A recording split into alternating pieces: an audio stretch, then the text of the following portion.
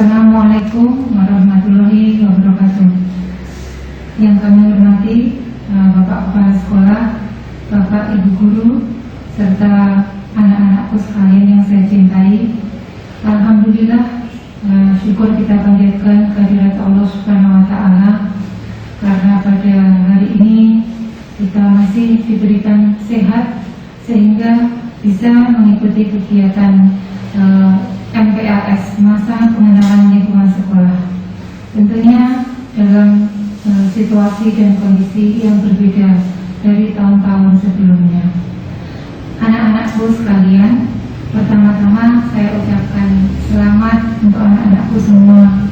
Selamat memasuki sekolah yang baru, selamat memasuki dunia yang baru. Masa SMA tentunya berbeda dengan pada saat anak-anakku masih duduk di bangku SMP. Anak-anak di bangku SMA ini harus mulai lebih dewasa, baik dalam bersikap maupun dalam bertingkah laku. Jangan sampai kita melakukan kesalahan atau hal-hal yang tidak baik yang akan kita sesali nantinya seumur hidup. Demikian juga dalam bidang kesehatan, anak-anak juga harus lebih bertanggung jawab dalam menjaga kebersihan dan kesehatan masing-masing. Apalagi dalam masa-masa seperti ini, masa-masa pandemi COVID-19. Anak-anak semua, saat ini negara kita masih dalam suasana prihatin karena ada pandemi COVID-19 yang belum juga usai.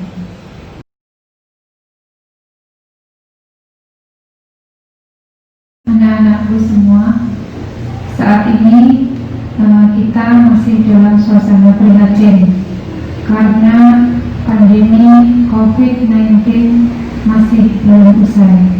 Anak-anak tentunya sudah mengetahui, sudah banyak membaca di media sosial maupun sudah mengetahui dari berbagai media yang lain, apakah itu COVID-19. Jadi COVID-19 itu singkatan dari Corona Virus Disease 19, artinya penyakit yang disebabkan oleh coronavirus yang munculnya pada tahun 2019 kemarin. Saat ini penderita COVID-19 masih terus bermunculan, masih tetap ada.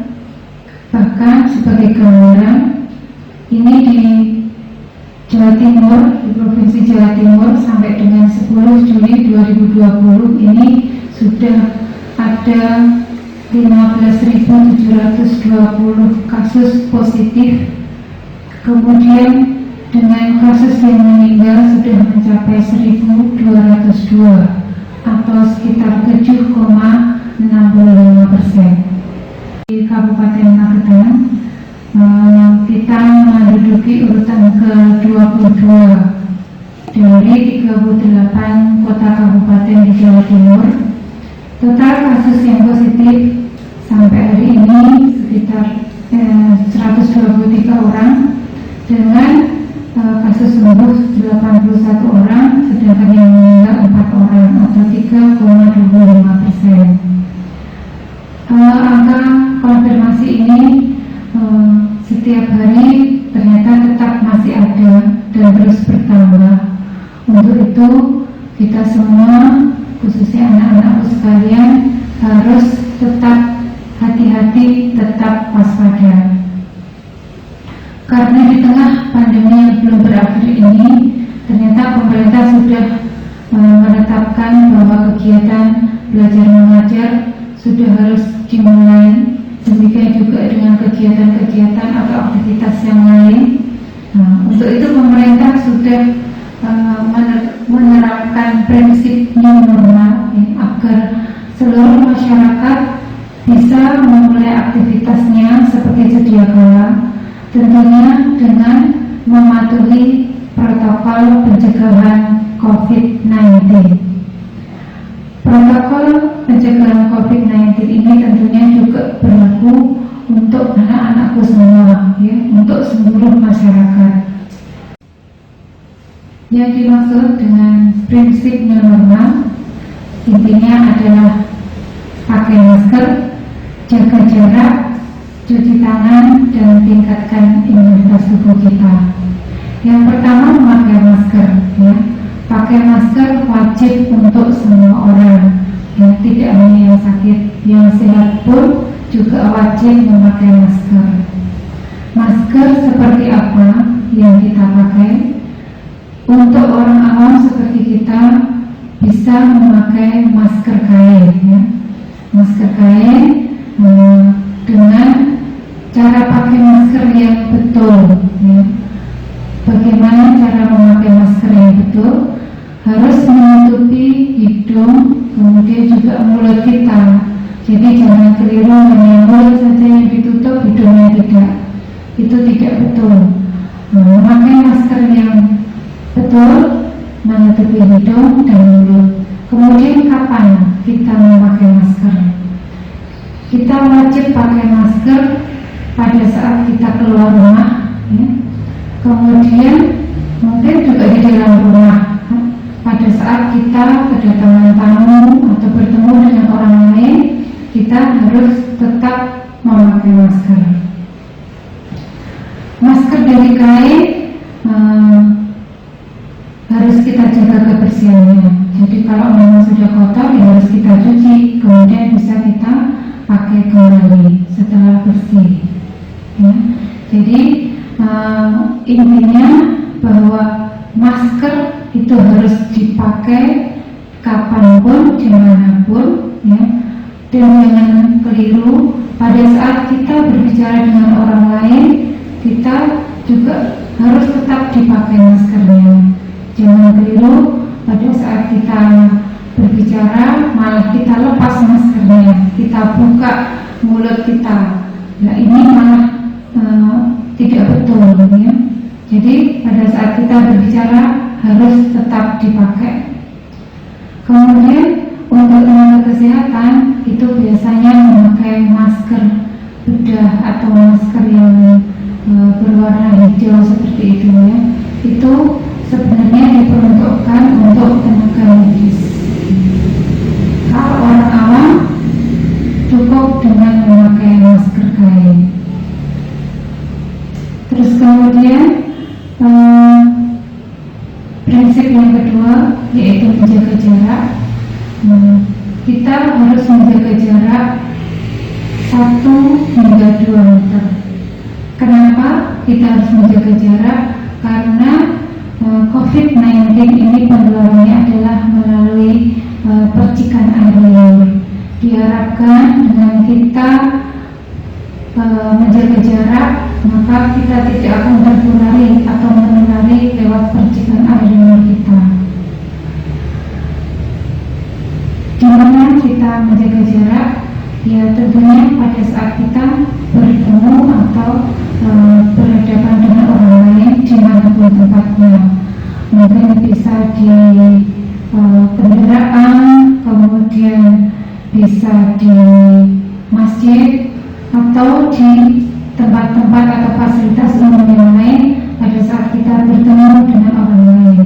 Jadi kita sebisa mungkin, sedapat mungkin harus menjaga jarak 1 sampai 2 meter. Kemudian prinsip yang ketiga adalah mencuci tangan dengan menggunakan sabun. Karena sesuai teori, sabun akan membunuh virus ataupun kuman yang menempel di tangan kita, ya. Cuci tangannya juga harus yang betul, ya. Jadi sesuai WHO itu ada 6 langkah mencuci tangan, di mana langkah yang pertama adalah dengan membasahi tangan kita, telapak tangan, kemudian menggosok-gosoknya dengan sabun secara lembut dengan arah memutar, ya, sambil dipraktekkan. Kemudian langkah yang kedua yaitu mengusap punggung tangan. Jadi tidak hanya telapak tangan, tetapi juga punggung tangannya. Langkah yang ketiga, di sela-sela jari tangan hingga bersih. Langkah keempat, membersihkan ujung jari secara bergantian dengan posisi saling mengunci. Langkah kelima, gosok dan putar kedua ibu jari secara bergantian. Sedangkan langkah keenam, letakkan ujung jari ke telapak tangan, kemudian gosok perlahan, bilas dengan air bersih dan kemudian keringkan. Ya, waktu cuci tangan kalau sesuai dengan 6 langkah ini 60 detik, sekitar 60 detik ya, 1 menit. Kapan kita harus cuci tangan? Ya, di samping kita harus mencuci tangan pada saat sebelum makan, setelah BAB, kemudian setelah beraktivitas. Khusus untuk masa pandemi seperti saat ini, kita harus lebih sering lagi mencuci tangan. Karena dikatakan virus yang menempel pada benda-benda bisa bertahan sampai 24 jam apabila tidak dibersihkan dengan sabun atau alkohol atau tidak terkena paparan sinar matahari. Virus bisa bertahan menempel pada benda-benda yang kadang-kadang kita tidak sengaja menyentuhnya. Jadi khusus untuk masa pandemi kita harus lebih sering mencuci tangan atau menggunakan tisu basah atau hand sanitizer. Kemudian selanjutnya prinsip new normal selanjutnya adalah menjaga daya tahan tubuh, yaitu atau meningkatkan imunitas tubuh kita. Bagaimanakah caranya? Yang pertama tentunya dengan konsumsi makanan yang seimbang, yang bergizi, ya, sayur, buah, kemudian ditambah dengan susu apabila perlu, kemudian juga minum air putih yang cukup, yang minimal 8 gelas per hari.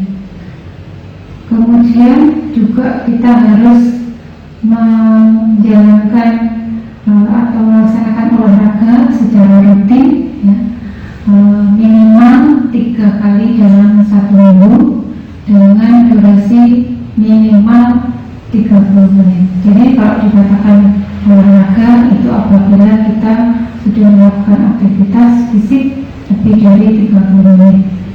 Kemudian tips selanjutnya adalah tidur yang cukup, ya, tidur yang cukup antara 7 sampai 9 jam per hari. Kadang mungkin tidak sampai 7 jam, ya, tetapi asalkan pada saat mulai jam 12 malam sampai jam 3 pagi itu harus tidur. Jadi kita harus tidur. Pada saat-saat jam seperti itu tubuh kita membuat imunitas tubuh kita, ya, jadi harus tidur. Kemudian konsumsi suplemen atau vitamin apabila perlu. Jadi misalkan kita kondisinya sedang tidak fit, ya, atau capek, ya, terporsir kegiatan kita banyak, kita bisa menambah dengan konsumsi suplemen atau vitamin kita, ya. Tetapi sebenarnya pada saat kondisi normal itu apabila makanan kita sudah cukup bergizi, ya, banyak sayur buah, sebenarnya suplemen juga tidak perlu, tidak apa-apa. Kemudian cuci tangan dengan sabun dan air mengalir, ya, sesering mungkin, ya, untuk meningkatkan dan menjaga daya tahan tubuh kita. Jadi anak-anakku sekalian, jadi prinsipnya yang normal yaitu pakai masker, ya, jaga jarak, kemudian sering cuci tangan dan meningkatkan imunitas atau daya tahan tubuh kita. Ya. Setelah memasuki masa new normal, ya, dulu pada saat pandemi pada awal-awal itu banyak tempat-tempat umum yang ditutup, ya. Tetapi setelah memasuki new normal, maka banyak fasilitas umum yang dibuka kembali, ya. Tetapi kita tidak boleh sembarangan. Kita harus memutuskan tempat mana yang harus dihindari dan yang resikonya besar untuk penyebaran COVID-19, ya. Para dokter menunjuk 5 faktor ketika mempertimbangkan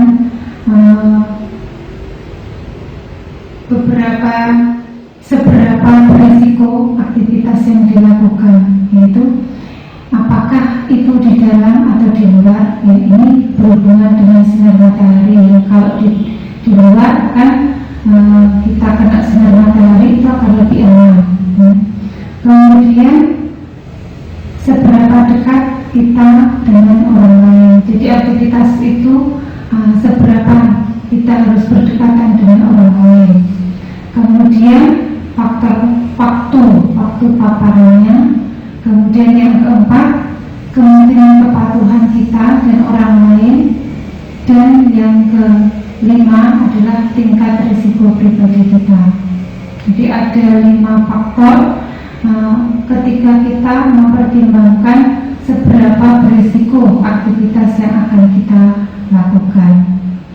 Kemudian tempat aktivitas berisiko penyebaran COVID-19 di new normal itu digolongkan ada beberapa level.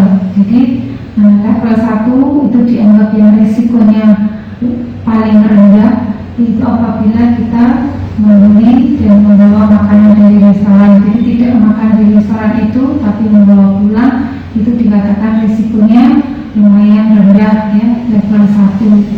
Kemudian kalau kita berjalan, berlari, bersepeda bersama, ya, kemudian mengisi BBM, itu menurut penelitian itu tingkat risikonya level 2.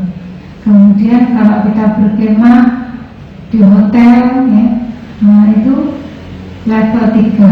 Ya, kenapa di hotel level 3? Karena relatif hotel itu kan memakai AC, ya, jadi tidak kontaknya dengan ventilasinya atau hubungannya dengan sinar matahari biasanya kurang, pencahayaannya kurang. Nah, sehingga resikonya level 3. Kemudian apabila kita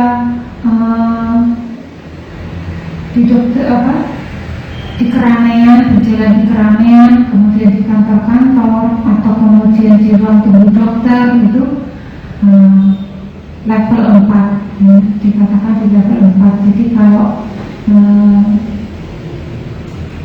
anak-anakku sekalian, ya, misalkan ada gangguan kesehatan dan sakit, kemudian kita harus ke dokter atau ke fasilitas kesehatan, juga harus betul-betul diperhatikan, ya.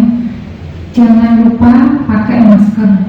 Kemudian juga tempat duduknya, kalau apabila di ruang tunggu, misalkan di puskesmas atau di fasilitas kesehatan, harus tetap jaga jarak, ya. Biasanya sudah diatur tempat duduknya harus berjarak, ya.